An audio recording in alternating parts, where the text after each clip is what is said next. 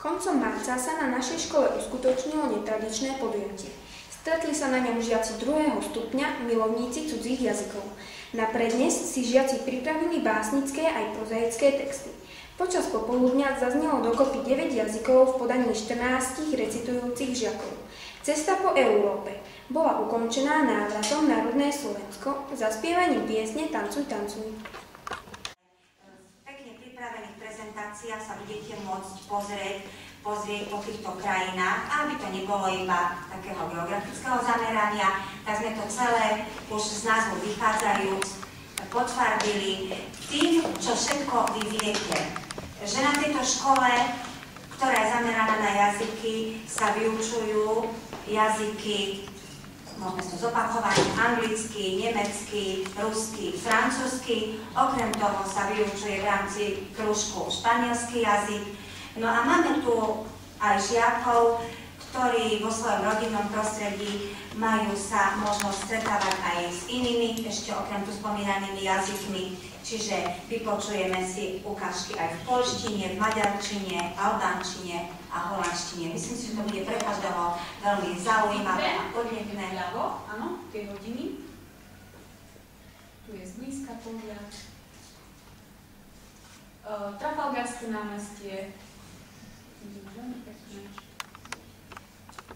Takisto neodmysliteľnou súčasťou sú tzv. Double decker, čiže tie dvojité autobusy červené, ktoré premávajú po Londýne. Veľmi zaujímavou pamätkou je Westminsterské opatstvo, kde sa koná takmer každá kráľovská svadba, keď pre dámy, ktoré by si to pozreli. Londýnske oko, čo je v podstate kolotoč. Tu máme pohľad zblízka, čiže v takýchto kuliach sa môžete previesť.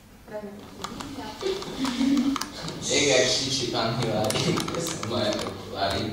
Šuka spodní, když jsou dětě, v pravým butě, v levým butě. Všetko šafa popřevracala, maca šlapom šlapomaca. Škandál křičí nedojary, ktož mi ukradl okuláry. Všende šuka párska šapě, špe a pěcu i... Paris in Arme. Fabrik organisiert die Abend und Fest und hier zählt Knechtopera, de Österlichen, de Dragon, aan de negen de ok. Het leestand. De knecht kan echter niet lezen en hier graag de beste voorbijganger om hulp. De voorbijganger is Romeo Monte, die op de mogen rust verdedigt om te opsken.